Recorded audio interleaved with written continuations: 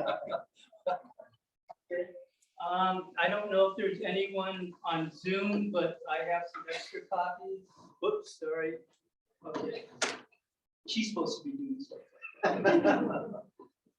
I tend not to speak very loud.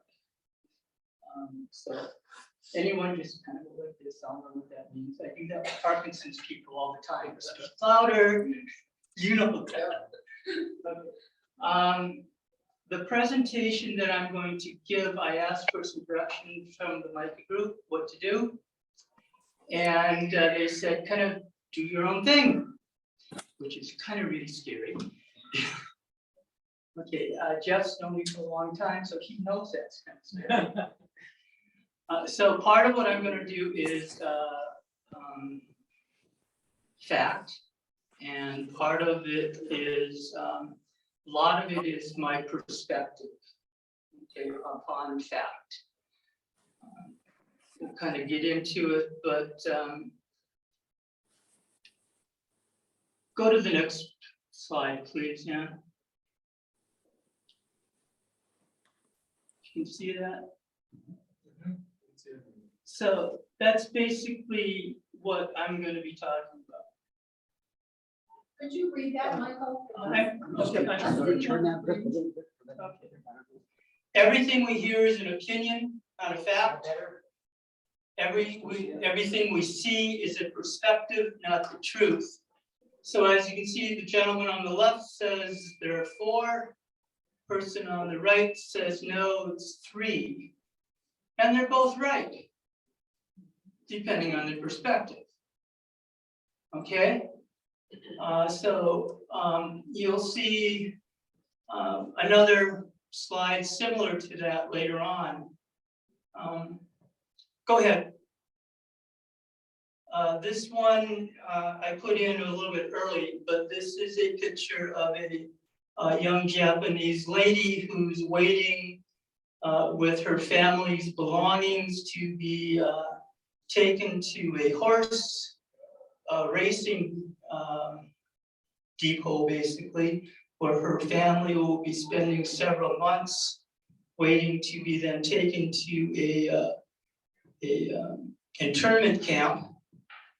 And basically her family's been notified that they can take 1 duffel bag and 2 suitcases of their family's belongings. And they are given not very much time to decide what they're going to have to take. And the rest, if they can find some place to store, they can, but most of the families cannot find any place to store that would be safe. And any other belongings that they may have, such as houses, cars, farmland, etc., basically is going to be lost to them. And after the war, they, when they come back, they will be starting with nothing. Next slide. Desmond Tutu just died not that long ago, I believe. This says, if you are neutral in situations of injustice, you have chosen the side of the oppressor. I think, I'll say it again. If you are neutral in the situations of injustice, you have chosen the side of the oppressor. When I started this presentation, it was supposed to be about Asian Americans and Pacific Islanders, which, for those of you that do not know, this is supposed to be their month. Okay, I guess everyone gets their month. Okay, you know, Black Lives Matter basically kind of says silence equals violence. And it's the same kind of thing here. You know, if you are quiet and you don't say anything, you've lost your right, because stuff's going to happen with or without you. And okay. I spoke to you yesterday, history is written by the victors. That implies that history is not necessarily real in terms of what we read, what we've been taught, which is really scary. And when we can't trust what we believe is supposed to be real. I am constantly amazed, and my wife can attest to this, whenever we read something in the news or hear a new report, and I go, oh, that's real, and it's really not. The Indian boarding school reports that just came out, it's supposed to be new, it's supposed to be real, or new news. No, not really. Yesterday's report about the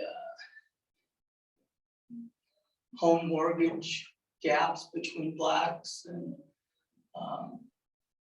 whites, the gap is still existing, even though people have been trying to narrow it for years. Oh, really? All of that stuff is still real and nothing changes. I have a slide in here somewhere that basically says nothing changes until something changes. I mean, for those of you that work in mental health or CD or any of those worlds, you know that. Nothing changes until something changes. So all the verbiage we use basically doesn't mean crap until real change occurs. Next slide, please. I will read this because my wife says you can't read it.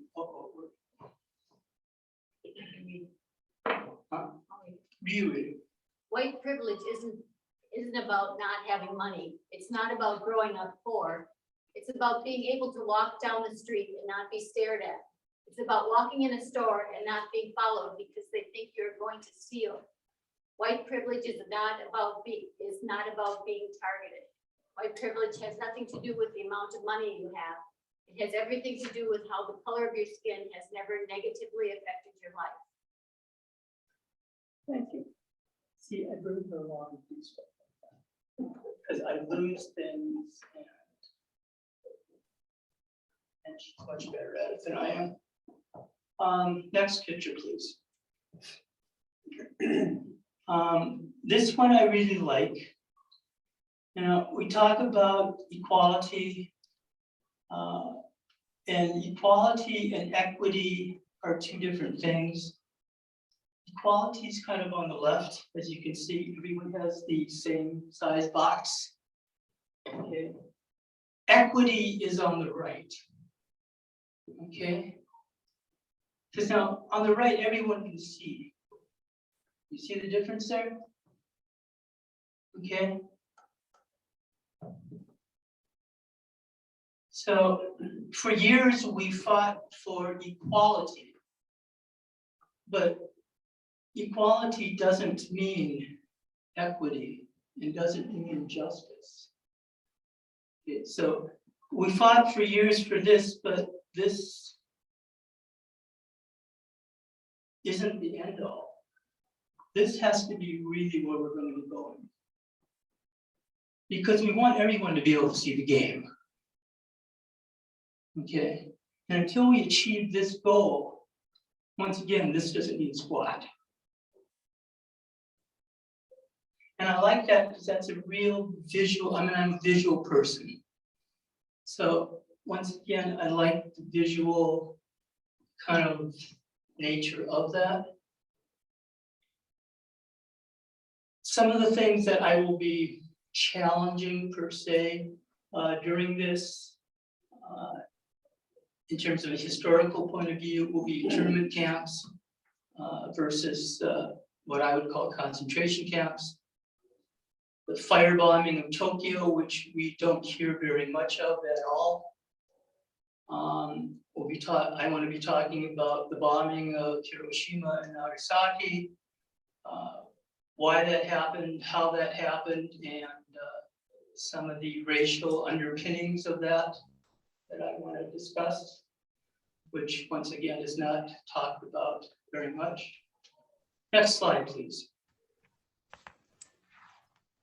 The Asian Pacific American Heritage Month, yay. Okay. Okay. Next slide. Supposedly, this is the reason why we have a month.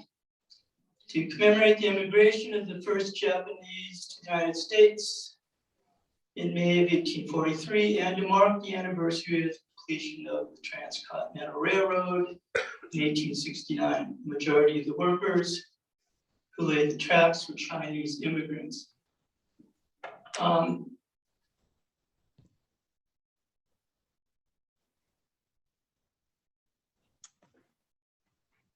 Asian American and Pacific Islanders, the term is used to describe a diverse and fast-growing population of approximately 23 million Americans that include roughly 50 ethnic groups with roots in more than 40 countries. And I talk about that because usually when we think of Asians, they're thought of more of a monolithic group, okay? Just kind of a one silo instead of multi-silo, okay? And Anne, can you put that video in now, please? This is a 3-minute video, folks. Yep, I guess gotta switch screens for a second. No problem. Yeah, make that bigger. Yeah, thank you. Nope, I'm not there yet. I have to reset a setting to be able to do this. I'm sorry, that's fine. This video basically explains why Asians are not a monolithic group and why the stereotypes of Asians should not be the intelligent, quiet, compliant, smart, especially in math, kind of groups that we typically think of. You mean it could be a stereotype even though it's positive? That's right.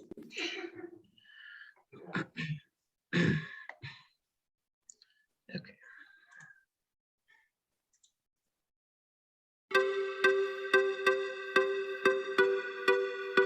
Can you expand that? Thank you.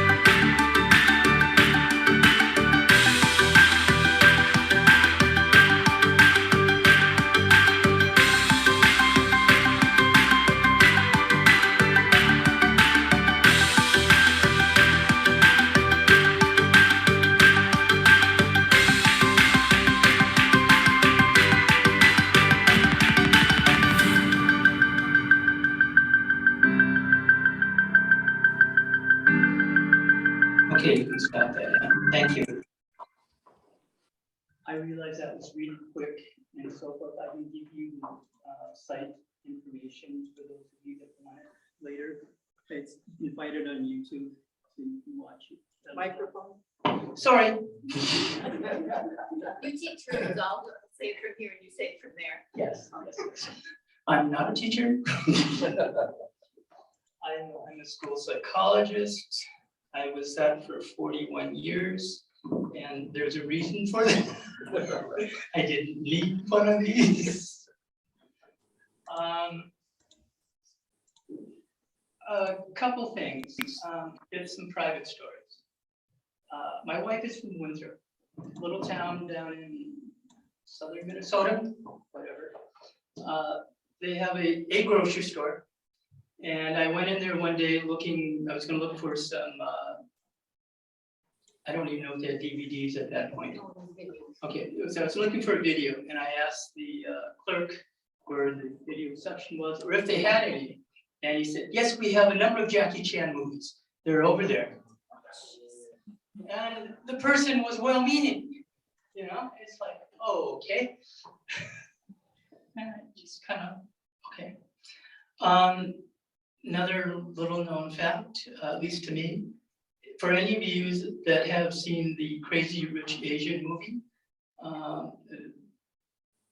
romantic comedy thing, it was the first all Asian cast that was not a kung fu film.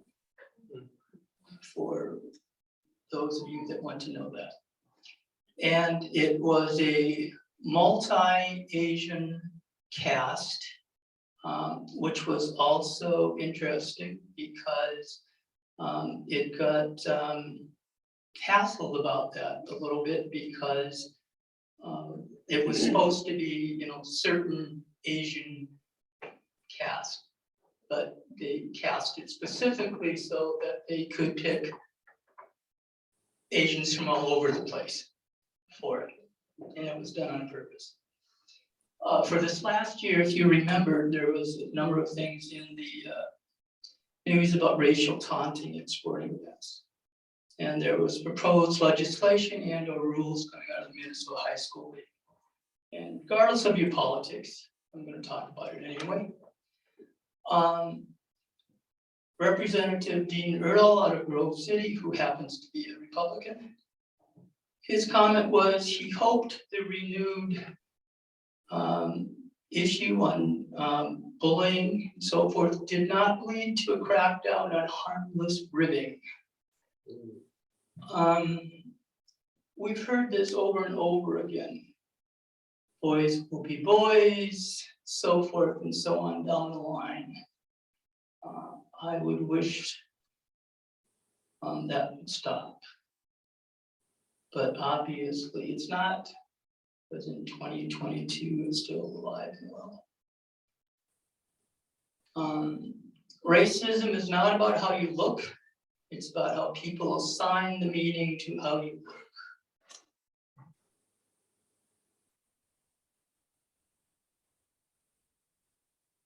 The speakers before me have talked very eloquently about Chinese Exclusion Act and so forth like that. One of the overriding themes that we've talked about, or they've talked about, and I will continue to talk about, is the people that have been in charge in this country, and I think that's all I need to say, have been very concerned about cheap labor. So that's where the labor from China has come from, the labor from Japan has come from, the labor from Korea has come from, even from, as one comment I found, the tide of turbans and the Hindu invasion came from, in which Canada outlawed in 1917, because there were just too many damn people like that around. Yes, so as long as, I guess what's happening, as long as they provide cheap labor to us, they're fine. But once either there's too many of them and they appear to be taking away our jobs, then they're no longer wanted. Plain and simple. Okay. 1975, Southeast Asian refugees from Vietnam, Cambodia, and Laos, there was an influx of about 1 million people, including 30,000 Amerasian children. And at this point, I need to address the issue of transracial adoption. For those of you that don't know, I'm adopted. My parents were stationed in Tokyo, Japan in the mid-50s. My dad was in the Air Force, and they picked me up as a tourist. Go there. Usually say souvenir. Yeah, that's what I usually say. They were stationed at Tachikawa Air Force Base, and right outside the base there were two huge Quonset huts, if you know what I'm talking about, for those of you that are in the military, that were run by Italian nuns. Okay, if you get this, and they were all filled with children, most of which were Amerasian children, most of which, and so prior to being placed there, my Japanese name, and I will butcher it because I don't speak Japanese, was Chimichiro Kawashima, story before. And when I was placed in the orphanage, they named me Agostino. Then when I was adopted, my parents named me Michael. So therein lies many of the confused mental states I do have currently. Okay. And Sue, with her master's in mental health, can attest to that. So going back to transracial adoption. Over the years, I guess I will say many well-intentioned people have adopted children. LSS, which Lutherans, love dearly, have backed Korean adoptions and other Asian adoptions into Minnesota. Once again, well-intentioned. My problem with that, and I've worked with LSS over the years, and I've worked with a number of other adoption agencies, is that they have not prepared the families for what that means. Okay, they've done a very poor job of preparing the families for what that means when you adopt a child from another country. And when a child with a non-white child, and what that means, okay? Because just because you love that kid and they're going to be provided a bed, a clean room, and 3 squares and so forth, that doesn't mean anything, okay? Because that kid's still going to get hassled. And that kid's going to get hassled for reasons he or she has no real concept of. They are going to feel what I call, and it's well documented, as marginalized. Okay. The marginal man concept basically first came out of Native Americans that left the reservation and started living in the cities, metropolitan areas. They no longer belonged on the reservation. They really didn't belong in the metropolitan areas, and they were trapped in between. Okay. So what you ended up with were terms came like apples. So they were red on the outside, white on the inside. For Asians, bananas, yellow on the outside, white on the inside. Oreos, black on the outside, white on the inside. That whole concept, once again, I think it's a good visual concept. People relate to what they see. Okay, so they see me, and they see me as an Asian, and I have no damn idea what an Asian is like. Okay, but that's how they relate to me. We'll get into hand that out now if you want. I'm gonna get into microaggressions later, but I'm just gonna pass that out right now. But so growing up, I would often get, you know, where are you from? You know, kind of stuff. And I'm from Brainerd. Okay. No, that's not what I mean. You know, where are you from? You know, where did you come from? Kind of stuff. No matter what answer I gave them, they were really never satisfied until, you know, I either swore at them or took a punch at them. That didn't really solve anything either, kind of stuff. But parents need to be prepared for the fact that these kids that they've adopted, that they love, are going to not be welcomed with open arms by everyone. And they need to know that, and they need to be prepared for that so that they can help prepare their kids. When I was growing up, and even in my early adulthood, in all honesty, I hated Camp Kimchi. Okay? Because I thought, okay, you give this nice little Korean kid a week at Camp Kimchi up here, you expect that to help them survive? No, that's not going to help them survive. You know, at least I did not think so as a Japanese American adopted kid. Its first day of kindergarten, someone said, "Hey, Jap, where's your bayonet?" You know, a week in some Japanese enlightenment camp would not have helped me deal with that. So that was my thought about Camp Kimchi. Whether that insults anyone, I'm sorry. But that was my thought at that point. Yeah. And when I worked with people that had adopted kids, Korean kids, they sent their kids to Camp Kimchi and they loved it. You know, and okay, you know, I'm not going to say you're fools.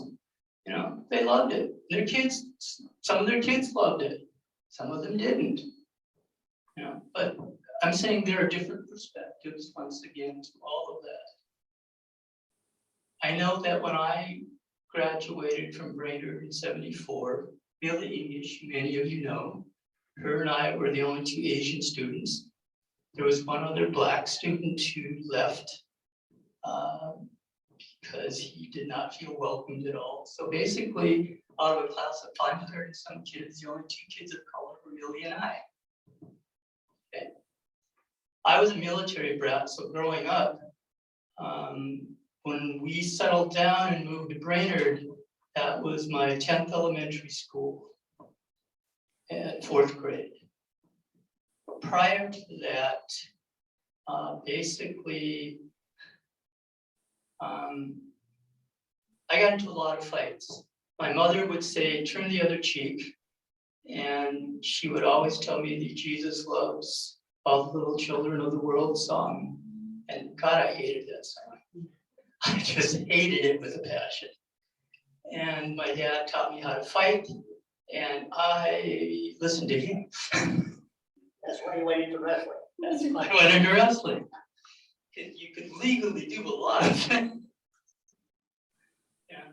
And the thing about it is, on the playground, oftentimes myself and any other kid of color would be fighting with other kids, and we would be standing back to back, fighting with other kids, and we would be the ones that would be called to the principal's office, and the other kids would not be. So that's that story. Next slide, please. That's a long talk, but okay, go ahead, go to the next one. And that's kind of where we're talking about at that point was when there was a depression going on. I forget what year that was, but I think it was in the 1870s, and that's when people in charge thought there were too many Chinese involved. Next slide. I like this one. It basically says, things are not getting worse. They are getting uncovered. We must hold each other tight and continue to pull back the veil. I always believe this when it comes to these sort of topics. You know, it's like, is the amount of sexual assaults or you know, child abuse really increasing, or is it just the rate of reporting?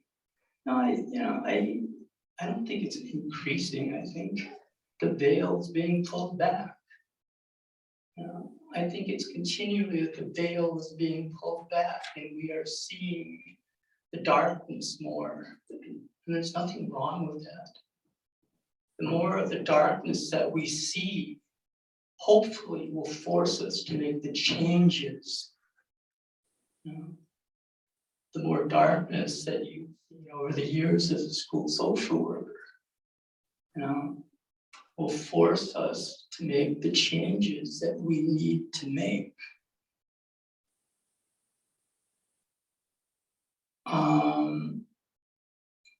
Next slide. So I kind of know where we're at here.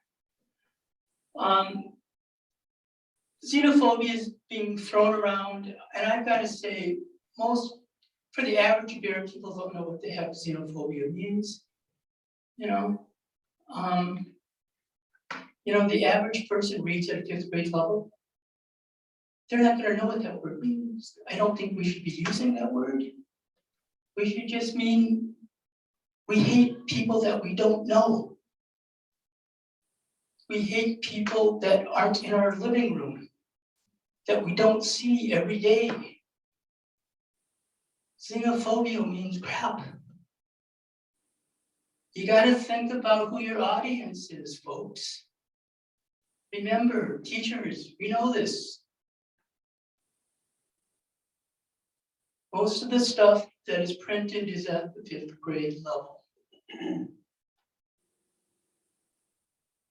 There's, once again, liberal, shut up. There's a reason why Fox News does so well. They address people at that 5th grade level. You told me I didn't need to be really politically correct, people.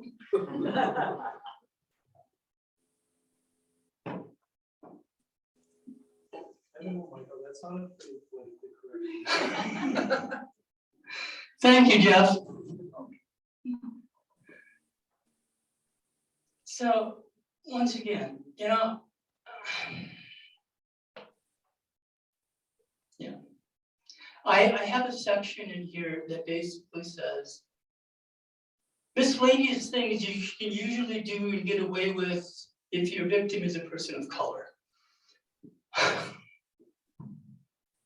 And I'll go back, August of '55, Emmett Till. You should all know this story. But, you know, Emmett was a 14-year-old that was accused of flirting with a white woman in Mississippi. He was beaten near to death, had an eye gouged out, shot in the head, wrapped in barbed wire, thrown in a river. His mother decided to have an open casket so everyone could see what the racist murderers had done. An all-white juror deliberated for less than an hour before producing a not guilty verdict based on that they believed the state had failed to prove the identity of the body. Don't you love it? Don't you just love it? Vincent Chin, 1982. 2 white men, a father and a stepson, laid off auto workers, beat Chin to death with a baseball bat.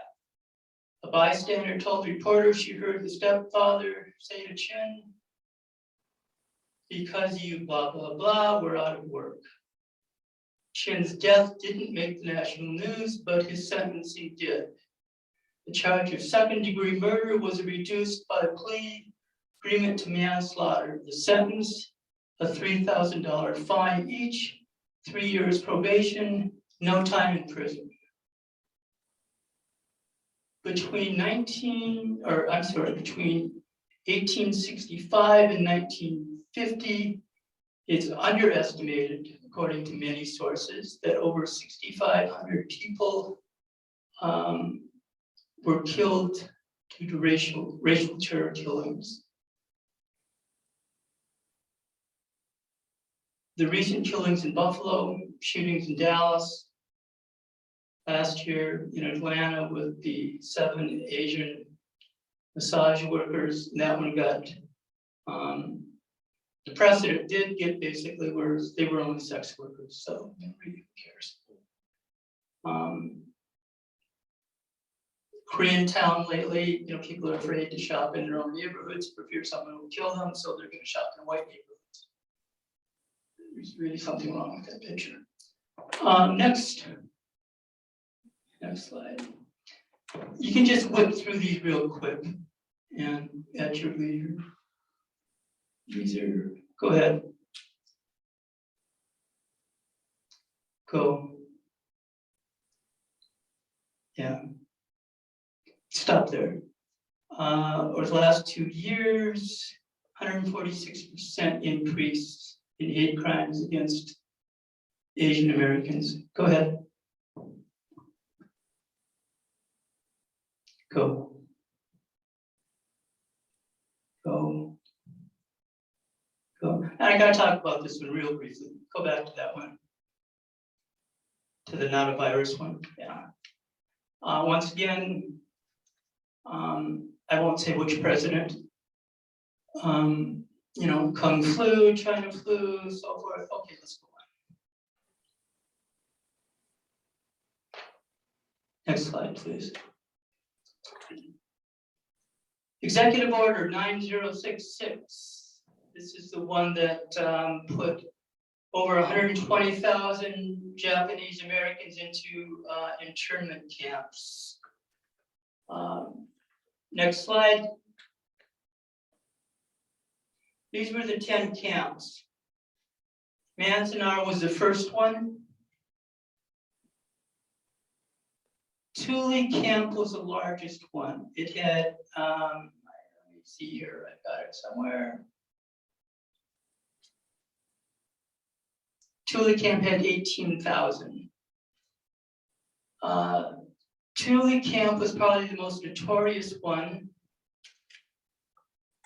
It was because it was where they put all the bad people. And all the 120-some thousand folks had to take a loyalty questionnaire, passed out right now. And the folks that either refused to take it or scored poorly on it got to go to the Thule camp because they were deemed potential enemies of America. And one of the interesting things about that is Thule Lake closed in March of 1946. For those history buffs, that is 7 months after World War II ended.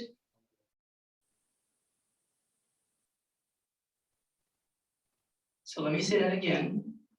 Thule Lake closed March of 46, 7 months after World War II ended. No one in there was ever found guilty of treason, subversion, or any other thing. They were just found that they didn't do well on that questionnaire.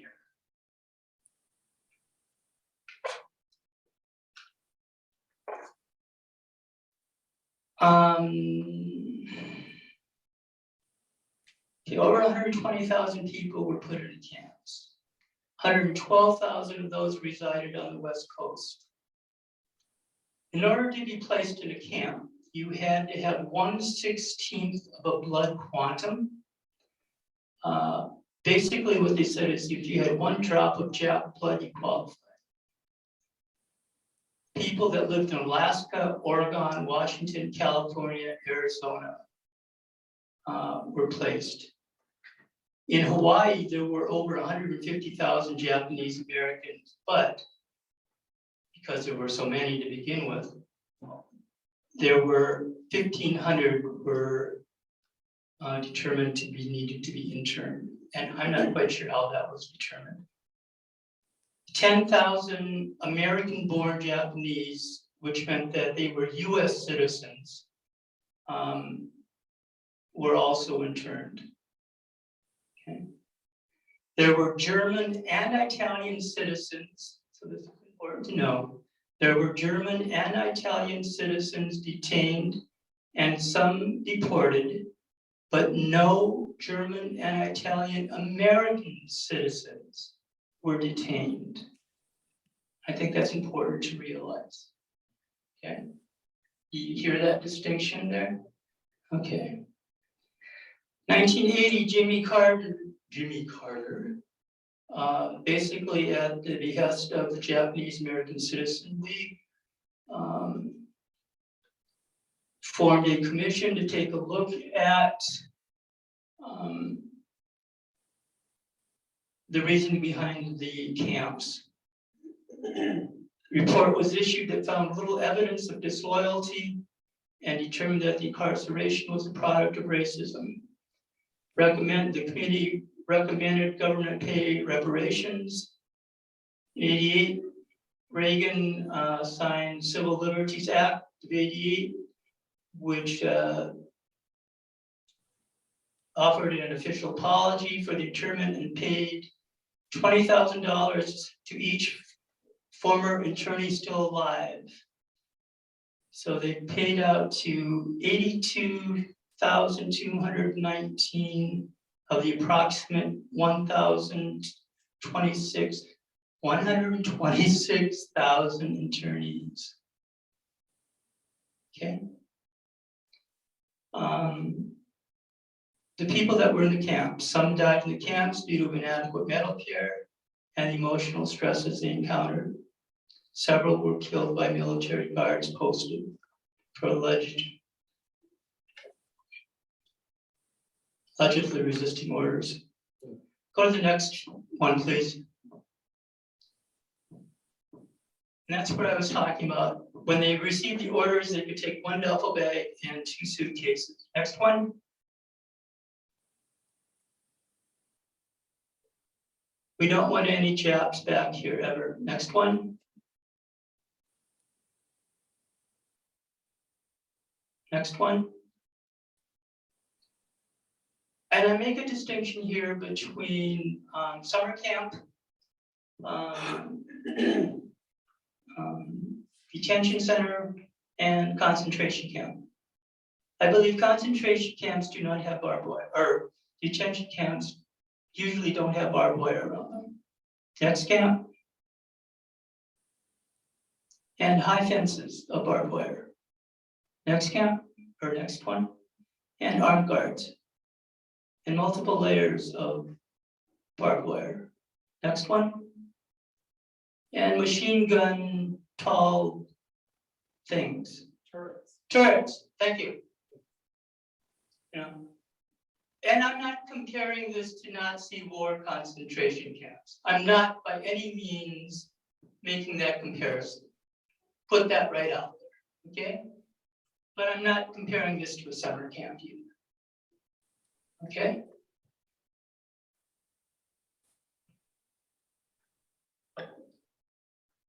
Next picture. Here's a gentleman,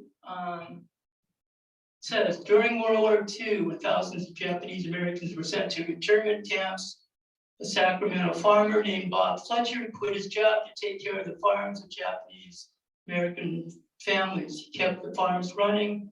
He even paid the taxes and mortgages so the families didn't lose everything. He was criticized and even shot at for this. one of the things you gotta remember, a lot of the land the Japanese farmed, as in most of California, was desert. But the Japanese knew how to farm that land because they irrigated so much of their homeland. So they could use irrigation methods that they took from Japan and basically take unfarmable land in Japan and turn it into productive farmland, which really pissed off a lot of white people who didn't know what to do with that land to begin with. And really wanted that land, and then, were really happy when the Japanese left it, because then they could just come in and take over it. Next slide. For those of you that know, the Regiment 442, Go for Broke, that was their regiment kind of name. This group was comprised mostly of Japanese Americans from Hawaii. About 2/3 of it was made up from Hawaii, and another third was made up from the internment camps from the US. Next slide. Again.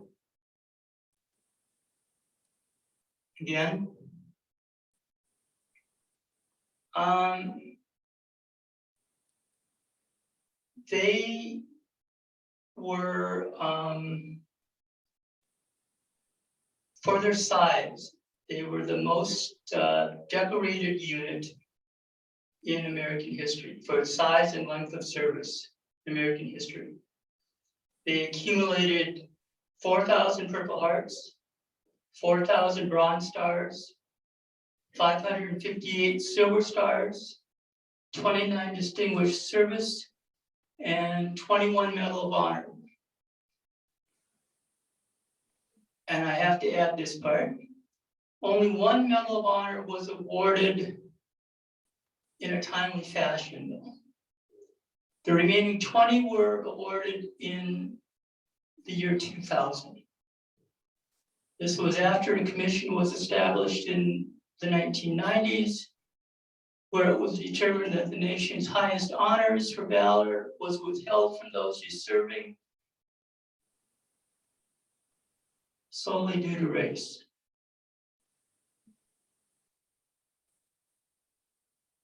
Next picture. For those of you that don't know this person, this is Daniel Inouye, United States Senator from Hawaii from '63 until 2012. He, Medal of Honor winner, Bronze Star, Purple Heart, blah, blah, blah, blah. Also Medal of Freedom. Yeah, Medal of Freedom winner. He got his Medal of Honor in 2000. Okay.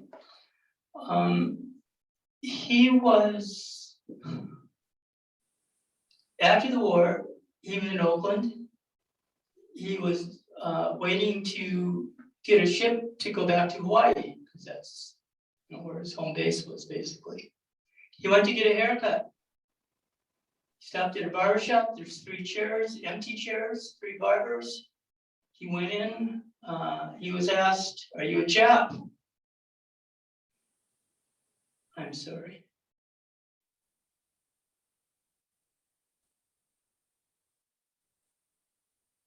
Take a breath.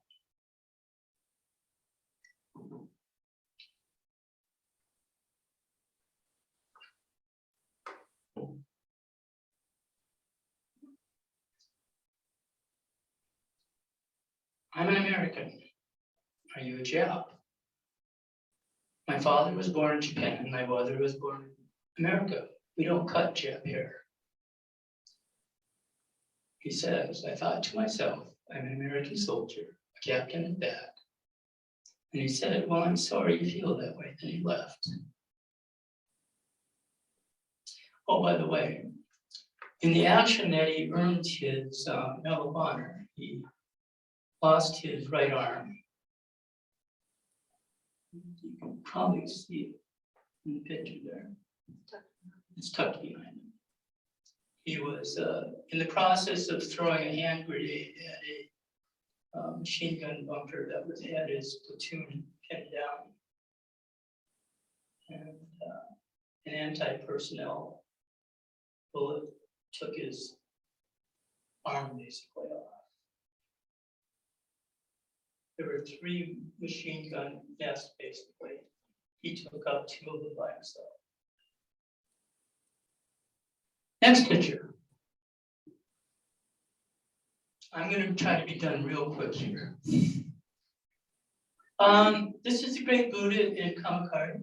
Linda and I had to stop and see this. I had a picture of this when I was 3 years old, and I would have been sitting about right here. Just a quick aside. Next picture. That's another one of those perspective pictures. Okay, either way you look at it, you're right. Okay, next picture.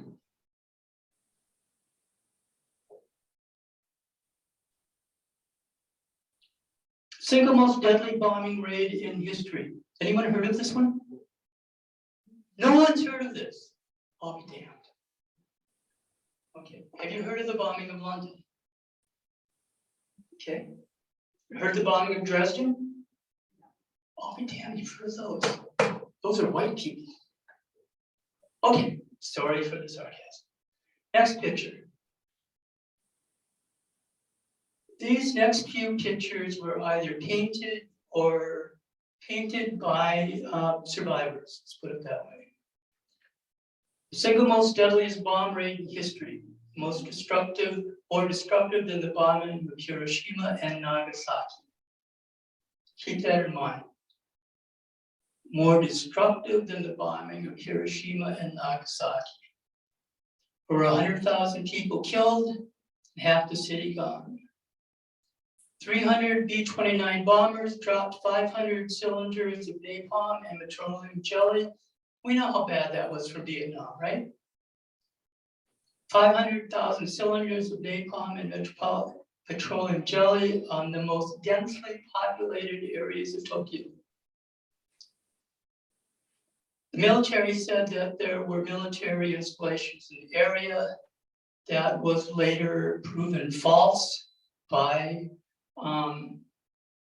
both sides. Let's just say both sides. The bombing was worse than London, Berlin, Dresden combined. Mass incineration of civilians designed to terrorize into surrender, but also to punish for Pearl Harbor and ill treatment of POWs. That was the reasoning.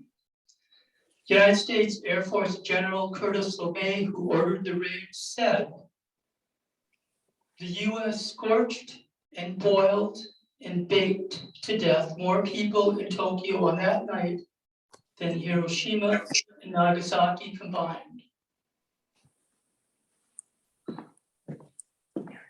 Once again, I need to take a pause. Even I can't believe some of this shit.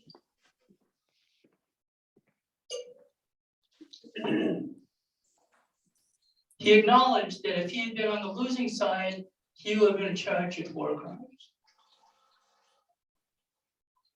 Let me say that again. He acknowledged that if he had been on the losing side, he would have been charged with war crimes. The majority of the people that died were women, children, and elderly, as the men were on the front lines. Next slide. Oh, run through those, please, Ann. Next. Okay. Now we'll go do the atomic bomb. Yay. This is the peace garden in Hiroshima. Linda and I went to Tokyo or to Japan. That was one of my bucket list things to do. Part of that was to, as I mentioned before, I've always been judged as being Japanese, had no idea what that was. So I thought I'd go over there, talk about being marginalized again. I had no idea. You know, it's like, I felt like a foreigner all over again. Just did. Hated the food. Hated the food with passion. Whoops, she loved it. She loved it, except for the octopus on a stick that's still moving. She wouldn't even eat that. I have my limits. That was the only thing she wouldn't eat, was the octopus that was still wiggling on. So part of it was a tour guide. We were on a tour thing with this lovely lady. We were with her for a couple days. And we went to Hiroshima. And so as it turned out, we signed up for a tour of Hiroshima. And this lady was surprised when she first saw us signed up for that, because she said, most people don't want to tour Hiroshima, you know. And so we were the only ones. We got our single guided tour of Hiroshima, which was really kind of cool in an odd sort of way. But so we'll flip through a few pictures here. Go ahead, Ann. Stop there. Go back, I'm sorry. That's a vaporized body. Okay. So if you can imagine, a person was there and then they weren't there. I'm not trying to gross anyone out, but that's a vaporized body. Okay, next one. Now, if you imagine that whole area was full of standing buildings. After the bomb blast, that's what was left. Next one. Same thing there. Next one. I inserted this one. This is a young man, young boy, who's waiting with his dead brother. And once again, I'm not trying to gross anyone out. I'm just saying about the realities of the world. With his dead brother in a backpack, waiting in line for a crematorium so that he can get his brother put in the crematorium after the bomb blast. Next slide, I'm not sure which the next slide is. Oh, I put this one in for you. No, I didn't. Okay. I have this in here for those people that are afraid of learning things. I have this: if this child is strong enough to survive, if your child is strong enough to learn about it. I'll go back to the bombing and why I believe there's some racial motivation in it. And I'm almost done, people.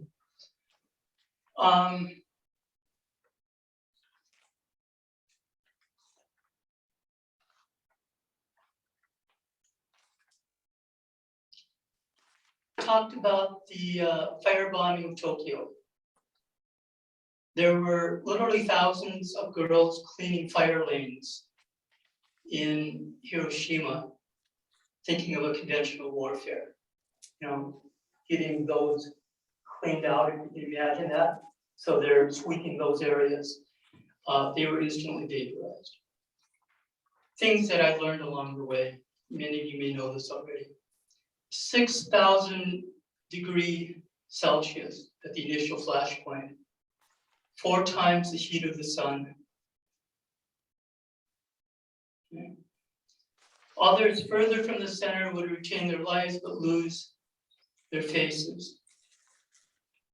When Americans first learned of the bombing, thousands of people had been collectively vaporized in less time than it takes for the heart to beat. Many cheered. Langston Hughes, black poet, and he put that in perspective.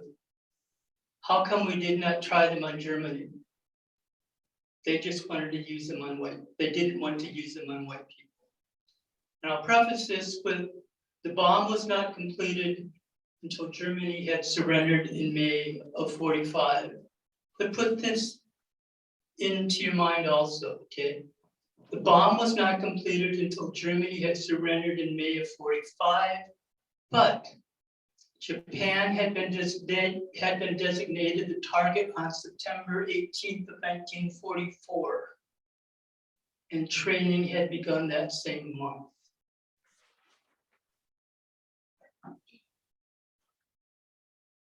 Okay?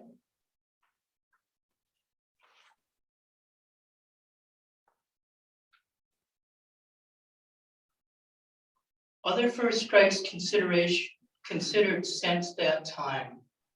Eisenhower in '54 was considering using the bomb in the Taiwan Straits. I don't know what's going on in '54. I just read people. Nixon was considering using in '69 in Korea, '72 in Vietnam. His comment was, "We do not care what happened to those yellow people out there." Okay, that hasn't changed much either. LBJ was considering dropping the bomb in China in order to prevent China from acquiring nuclear weapons. Don't you love it? Atomic bomb test sites, Marshall Islands, 67, Pacific Islander, other yellow people. Pacific Islanders, 67 high-yield nuclear bombs between 46 and 58, 1946 and 58, resettling whole islands of people, exposing whole generations to exile, ill health, and radioactive fallout equal to 1.6 Hiroshima-sized explosions per day.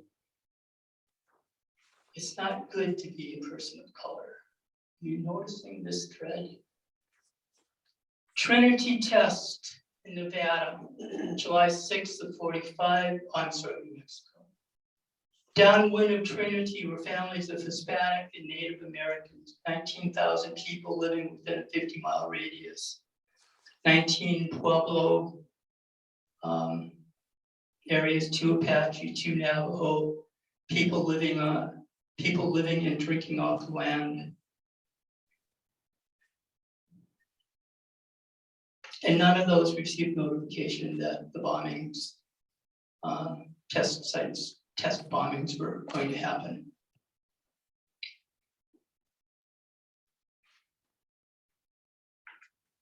The United States apparently has a logic that we can have nuclear weapons, but weapons cannot be, other people cannot be trusted to know when to use them or not to use them.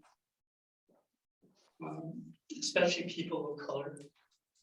But we can share our weapons with other countries like Germany, Belgium, Netherlands, and Italy. And if you've noticed, all of those countries have white majorities. You can think that for yourself.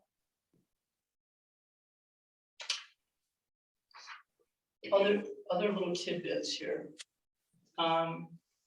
Switzerland has a concept basically of equality of survival. They have created fallout shelters for 114% of their population, which includes hospitals and first aid stations hidden inside of mountains. The United States has a fallout shelter for one. The president and his entourage, a miniature city carved out in a mountain, but no shelter for a population. Just continue to shake my head.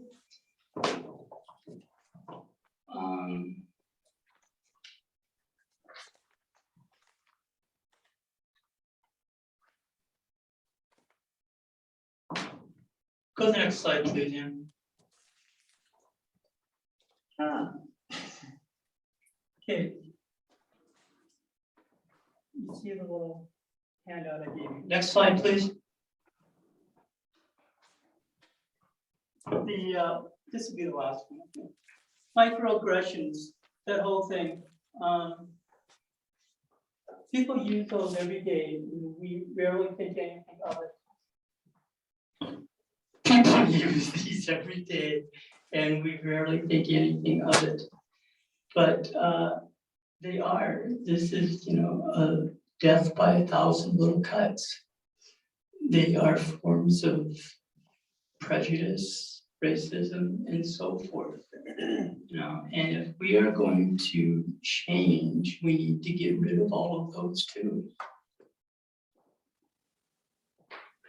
Go ahead. There might be a couple more. Yeah, there's my nothing changes. Nothing else changes. I think there might be 1 or 2 more.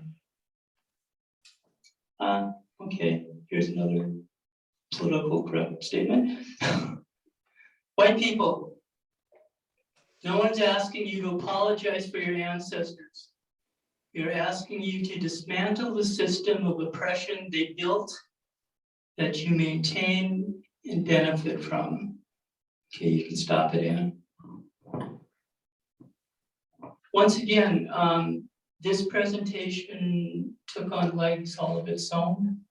It kind of started out one direction and I added and subtracted and so forth. So that's what I have. Didn't leave a whole bunch of room for any questions and answers, but thank you for your time. Well, we can do a few questions, as long as we're out of here about 12:29, we won't turn into pumpkins. So. My favorite is, I don't see color. That's like saying if somebody was standing butt naked in front of you, you wouldn't notice, right? I was raised that way, to not see color. Yeah. And to think everybody was the same and equal. So when Michael and I got together and when Michael and I got together, he said, "What are your parents gonna think?" And I said, "About what? You've got a job." And I really didn't understand what he was saying. And he said, "Because I'm a person of color." And I went, "Oh, you are." I was only seeing white, and my parents were fine with it, but he was not introduced to my grandparents. Questions, anybody? I don't have a question, and I don't need a microphone either.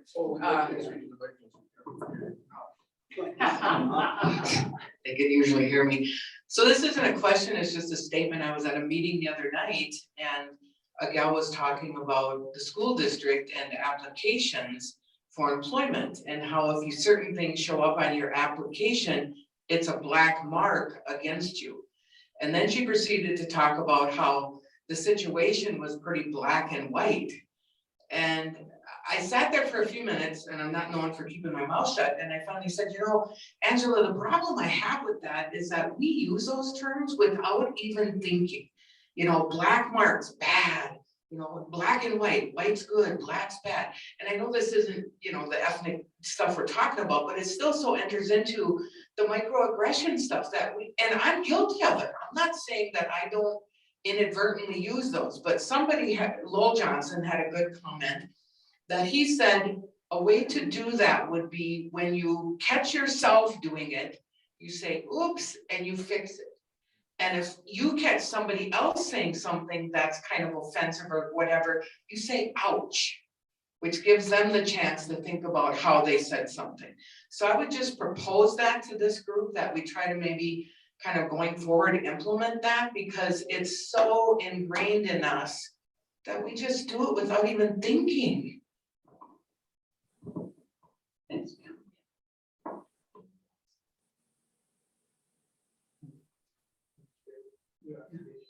One of the things my family took pride in, well, for a while, is that I have a great uncle who worked on the atomic bomb and got a presidential commendation for it. And I just think that's awful. Talk about black sheep in the family. It's a different meaning.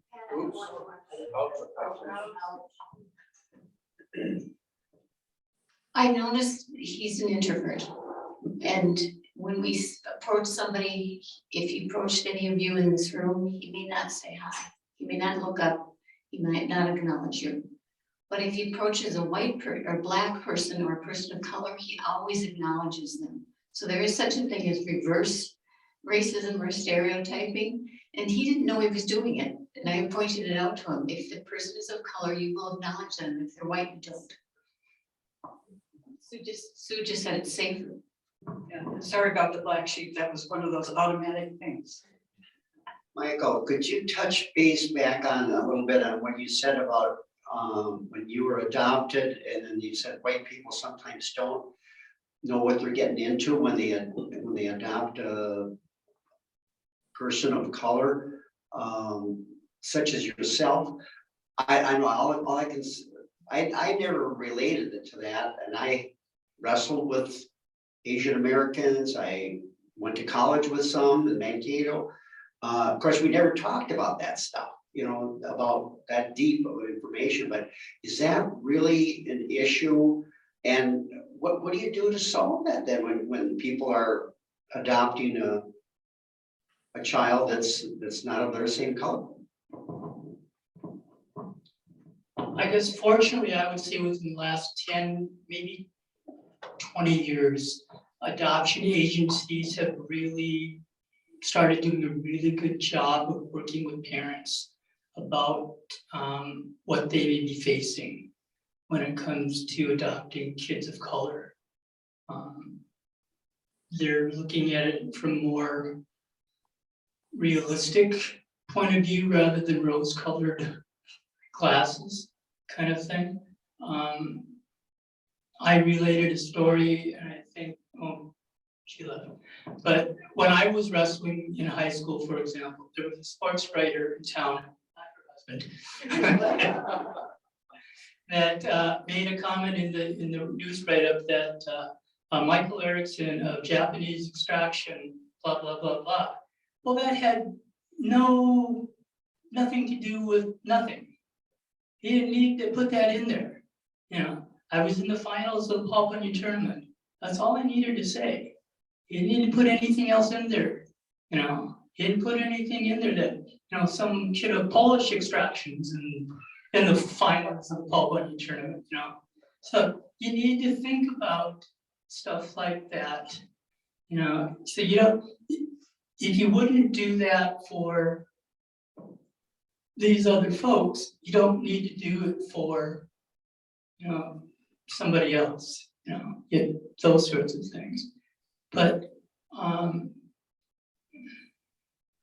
we had a presentation here a while back. I think it's one of our posters that Micah group ones, and I may have jumped on the person's throat a little bit. And I apologize for it, but you know, the comment was something like, young lady had been adopted, and the thing of that, they didn't think that anyone had been mean to her. And I know in the deepest part of my heart that people had been mean to her. She may have never said anything, but I know that they had been. You know, girls have it a little easier, okay? But I still know that people have been mean to her. You know, that they have said things, that they have slighted her in some way, that they have left her out of situations. Boys have it a little bit harder. Things get different when they're younger. Things change when they start getting dating age. Things really change when they start getting dating age. And things really start changing when things start getting serious. You know, it's different when you may be even dating someone versus when you, okay, you know, we're starting talking about maybe getting engaged, getting married. No, this is not going to happen then, you know, kind of stuff. So I just, when I used to work with families that had adopted or things like that, the question that would always come up is, you know, have things changed in terms of racism and so forth? And my wife always says I'm a pessimist. I always say I'm a realist. You know, and I would say no, things haven't changed. If anything, they're more dangerous. Because you know, I can deal with Archie Bunker, okay, but it's harder to deal with someone that shakes your hand and smiles at you and stabs you in the back with the other one. You know, it's much harder to deal with that person. And until recently, with you know more of the KKK overt folks around, you know, we've had more of the smile and shake and stab you in the back with the other ones. So, does that answer your question, Sam? Yeah.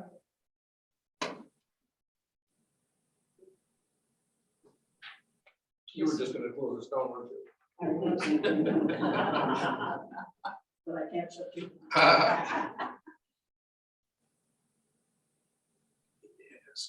Many of you know that I grew up north of here, up towards the range, and adjacent to a reservation. And when I was in high school, also high school, had classmates and friends. Some eventually became family members who were indigenous people. And as of a couple of years ago, 3 years now, 2 years, George Floyd's murder, I just opened my eyes just a little more. Already knew things were very bad, but just so bad. And so the past couple of years with the Micah group, I've been having a marvelous opportunity to learn. And I think that's what most everybody wants. We just want to learn more about the way the world is and our role in it, and how we can somehow work together. And pessimist, or I'm the eternal optimist, somehow make some at least small progress. And it takes tremendous courage for what you did this morning, Michael. And I just want to thank you very much. And please keep telling your story. And God help us all to be listeners to hear stories of people around us that are our sisters and brothers in this creation. Thank you, Michael.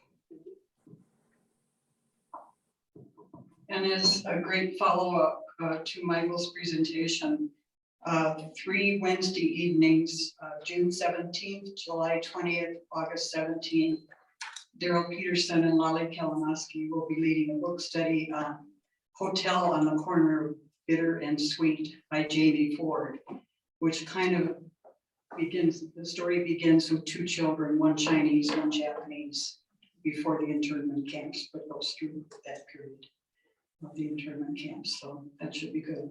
5:15 those evenings, bring your box supper and stay for worship afterwards.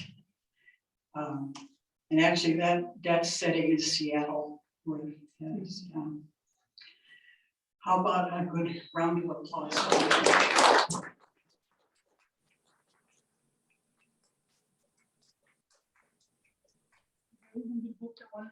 Thank you so much. Thank you. Thank you all. And if there's anyone online that wants the book, let us know, please. If you're there. Yeah, we've got Sally Jacobson and Lolly Kalinowski that are also online. Okay. Oh, good, thank you. All right, let's close with a prayer, Japanese Buddhist prayer.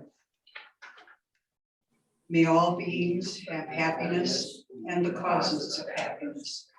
May all be free from sorrow and the causes of sorrow. May all never be separated from sacred happiness, which is sorrowless. And may all live in equanimity without too much attachment and too much aversion, and live believing in the equality of all lives. Amen. I would make one more comment. The big clothing giveaway, I was reflecting, and we'll have to talk, when we gather on the 12th and all the people that participated debrief.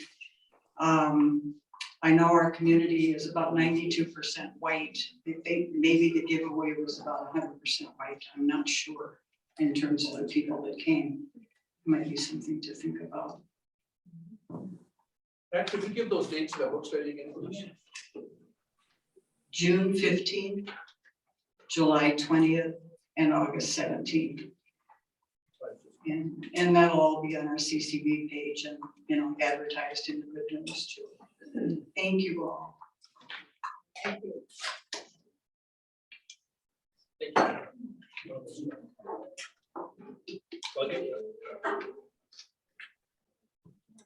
Thank you.